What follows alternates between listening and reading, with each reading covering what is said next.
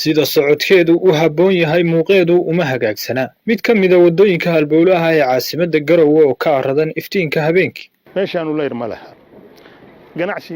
lama keeni karo ilaa ganacsigu layrka iyo iftiinkaas ku imaanayaan in muddo ah oo jidkan laamiga ah ku daliigna halkan ka sokow in laga reestay dayicii lagu qabay socodkiisa weli laguma tanaadin halkii lala rabay iftiiminta oo ah adeegga ugu habboon ee jid hormariya ayaanan weli la helin muhiimad weyn buu lahaan lahaa haddii maalmaha sare maaragtay haddii lagu xiro guriba xag amni iyo maaragtay xag maaragtay ganacsiba sababta ku talaamiga wuxuu noqday laamiga kaliya aan laga faa'iideysan shilkiisa waa badan yahay waayii hore horta aad baa loogu dhamaaday laakiin alxamdulillah intii kalbadaha la dhigay caadi buu noqday marka waxaan codsan lahayn hadaba amniguba iska khayreysan yahay in guluubada laamiga lagu taxo guluubada soolarka si looga badbaado maxaan ku raahdaa waxyeelada keenaysa sababta ku tahay waagi hore hadda waayahan ma arkin laakiin waagi hore halkaas bay inta yimaadaan aaga inta dhagax hadda lagu shubay caadi bay noqotay halkaas gawaarida la soo dhigan jiray khamrada xataa halkaas lagu kala qaadan jiray ganacsi ma jiro dadkii maaragtay xataa waxa iska jira maaragtay dad marmarka qaarkood ama moobilka ka qaata goorta gudcurada arkaan ama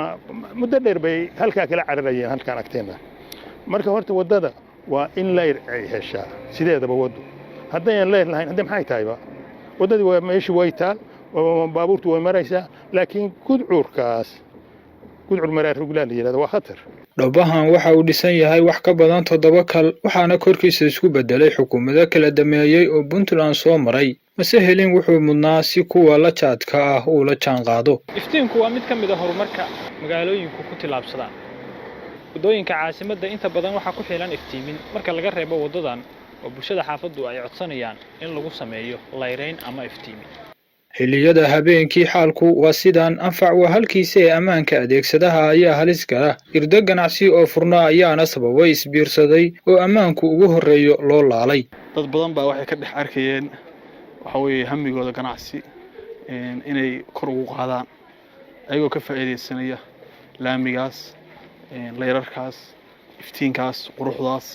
si ay ugu soo hirato magaalada inteeda kale dabcan waa ognahay wadadeenu mugdi tahay ilaa dhowr sano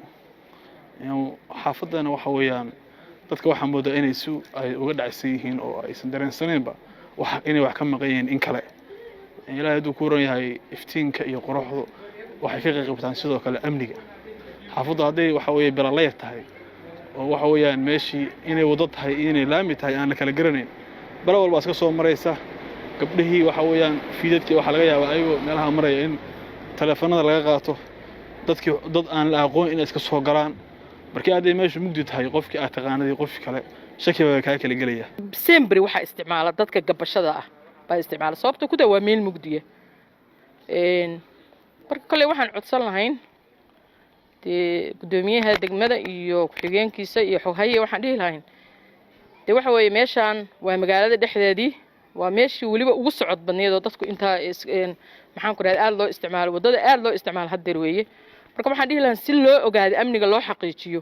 waxaan codsan lahayn in lagu xiro guluubo lagu xiro lagu teediyo ilaa barxadda ilaa meesha ay ku dhamaato bedeli lahayd sababta ku tahay qofku meeshii maxaan ku rahdaa layr le oo maxaan ku rahdaa amnigiisa uu ku aamini karo buu isdhahayaa wax ka furo laakiin hadda markuu meeshaan mugdiga wax ka furto ciidana u imaan maysa amnigiisana kuma aamini karo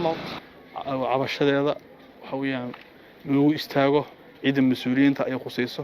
ugu horeyso waxa weeye degmada iyo gobolka marka waxaan jeclaan lahayn in maaragtay dawladda hoose ay layr samayso ilaa dawladda waxa jira hay'ado solar intay qaataan wadooyinka geliya xataa baalmadaas hadii maaragtay layr lagu xiro bahalahan shubka ah oo ay leedahay gools hadii layr lagu xiro meedba oo layr iftiimaya oo fiican saas wax dhanbe ahaan lahayd marinkan muhiimka xilliyada qaar waxa isticmaala madaxda dhoofaysa kuwa soo degaya iyo soo dhaweynaha martida soo galaysa caasimadda uu iridkan irmaan furan u yahay inuu iftiin helana waa arrin bulshada oo dhan u muhiima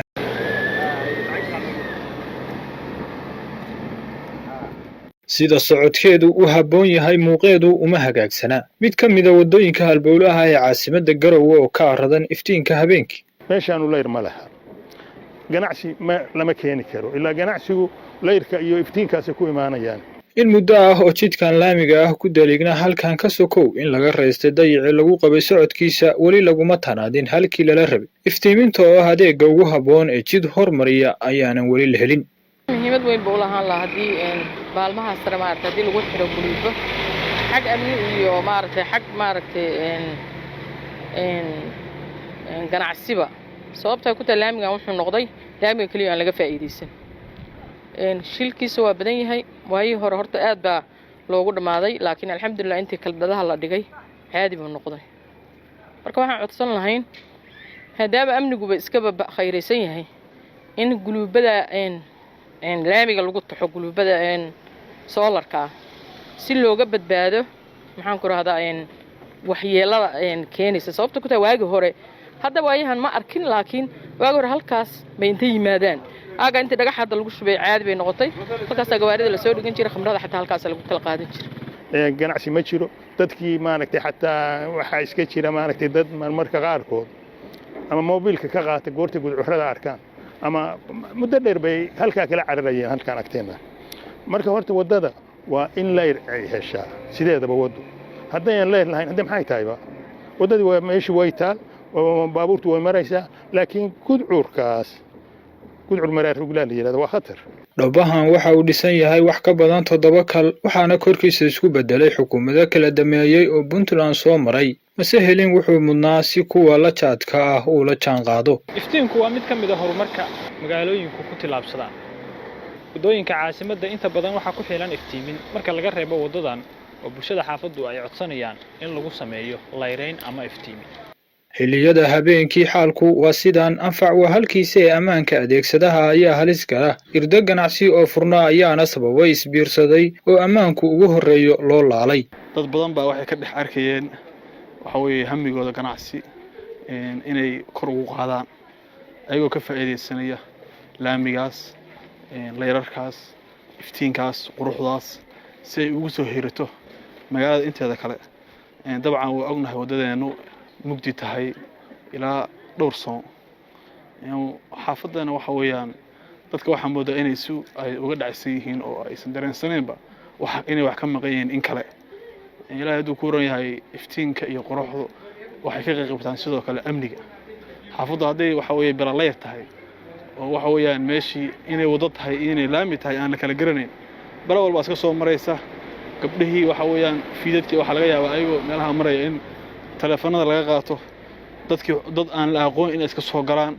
markii aad meesha mugdi tahay qofkii aad taqaanay qof kale shaki waa ka kala galaya. sembri waxa isticmaala dadka gabashada ah baa isticmaala sababta ku taa waa meel mugdiya.